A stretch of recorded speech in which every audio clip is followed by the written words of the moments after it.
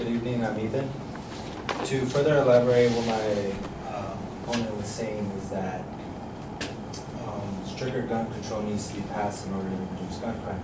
However, if legislation is passed, people won't comply. According to Nicholas K. Geronas, Associated Press journalist at AP News, Spokane, Washington, sheriffs in a dozen Washington counties say they won't enforce the state's weakening restrictions on semi-automatic rifles until the courts decide whether they are constitutional. Tyler Durden, journalist at Zero Hedge, stated, sanctuary counties and towns are passing resolutions that state no funding will be used to enforce unconstitutional laws and that the sheriff will uphold his oath to the Constitution instead of enforcing laws that violate the Second Amendment. County sheriffs are legally speaking that the last line of defense of the battle for gun rights. Tyler Durden also stated, in late January, the state of Washington made the news where several sheriffs in the state publicly vowed to enforce the new unconstitutional gun laws that were passed in November. As of February 2019, the sheriffs of more than a dozen of the state's 39 counties have publicly stated they will not enforce the law. Though some say they will only refuse to do so until the final injunction of pending lawsuits against the legislation. To further elaborate what my partner stated, enforcing stricter gun control won't stop the gun violence. And by Michael R. Sis, Associate Press at Fox News, stated, Parkland, Florida, February 14, 2018, 17 dead. Cruz legally purchased a Smith & Wesson M&P 15 rifle in February 2017 from a licensed gun store located about 3 miles from the school. Law enforcement officials said if Cruz wanted a handgun, however, the sale wouldn't have been allowed. Federal allows people as young as 18 to buy a semi-automatic weapon licensed dealer. Handgun purchases are restricted to 21 and older. Although with stricter gun control, that could have been prevented. However, each law states that you are supposed to legally pass a test and require a permit. However, the new laws do not prevent this. Las Vegas, October 1st, 2017, 58 dead. As stated by Michael R. Sisak again.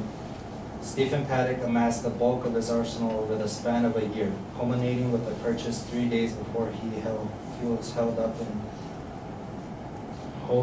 in the Mandel Bay Hotel and opened fire on the County Musical Festival below. None of the purchases drew scrutiny because the 64-year-old Paddock passed all background checks.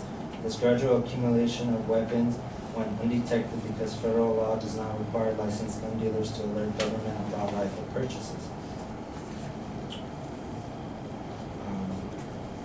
To further elaborate that gun control won't work because there will always be loopholes, current laws stated by Aaron Wigman, professor of emergency medicine, leading researcher on firearm violence at UC Davis, stated, licensed retailers to see a buyer's identification and require buyers to complete a lengthy firearms transaction record, which certifies that buyers are purchasing a gun for themselves and that they are not prohibited from owning a gun. Licensed retailers must also submit the information for a background check and keep a record of the purchase. Unlicensed vendors or individual attendees at gun shows, however, are not required to follow these same federal guidelines. Imposing stricter gun control will only affect those who actually abide by the laws. As stated by Morgan Chelson, a reporter for Newsmax, an American newsletter, Pennsylvania State Reps Marty Flynn and Ryan Bizzaro were robbed at gunpoint outside the Capitol building. Flynn, a former prison guard who was licensed to carry a concealed weapon, pulled his gun and fired when the 14-year-old robber fired his gun. Although no one was hit, Flynn credited the fact that he had a gun with saving his life and Bizzaro's. Morgan also stated, a woman being dragged across the Texas parking lot as she held onto her purse in an apartment mugging attempt was saved when a nearby stranger who was carrying a concealed weapon joined the situation and helped the suspects, a man and woman at gunpoint, until police arrived. John R. Lott, reporter at Fox News Network, stated, a heroic citizen with a permit to legally carry a concealed handgun was able to save countless lives In Florida, Saturday, when he shot a gunman who opened fire on a back-to-school event attended by over 150 students at a park in Tisdale, Florida. The police responded within minutes, but the gun permit holder was right there the moment the attack started, enabling him to stop the attacker almost immediately. Law enforcement officers cannot be everywhere, so the presence of an armed citizen is vital to provide an instant response to attackers.